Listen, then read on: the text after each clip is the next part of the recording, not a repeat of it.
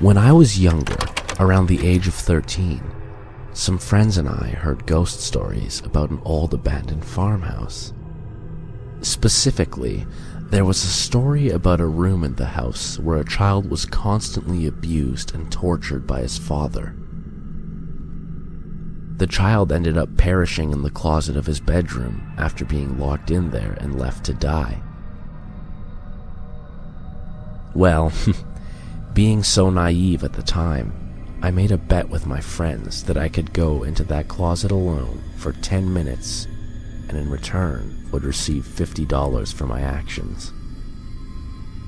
4 of my friends and I walked up to the dirt road to the farmhouse one sunny afternoon, and with each step closer to the house, my friends would fill me with information about what happened, hoping I would back out of our bet. They filled me in on details that were made public after evidence was collected by the police, about this boy's body having razor blade scars all over his back and arms. I tried not to think about it while I stared at my dirt-covered feet walking closer and closer to the house. When I reached the front door and turned the handle to walk in, one of my friends insisted on coming inside to watch me enter the closet, while the others didn't dare set foot inside. The house smelled with its stale air and unsettling stillness. We walked slowly upstairs, and my friends started to tell me how they also found cigarette burns all over the boy's body. I turned and said that I would split the money with him if we pretended I went through with the bet, and his response, "You're chicken. I knew you wouldn't do it." It's funny how the word chicken can make you do the most foolish things as a kid. We continued to walk up the stairs, and then I came to a long hallway. The creaking was loud because everything else was so quiet, which made me more nervous. When we got to the doorway, my friend looked at me and said, "This is it." I peeked my head in before entering the small room, and relieved to see it well lit from the sunlight.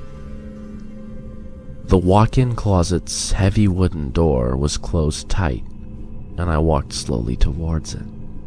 Looking back at my friend, I told him to start looking at his watch. "Not till you go in with the door shut," he replied.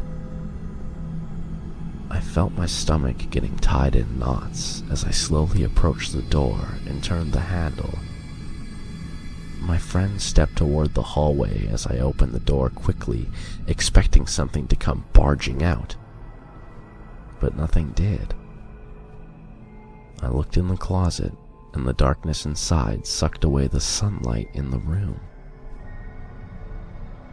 I took one step, then another, and slowly closed the door until I heard it close all the way with what seemed to be a thunderous bang in the still of the house.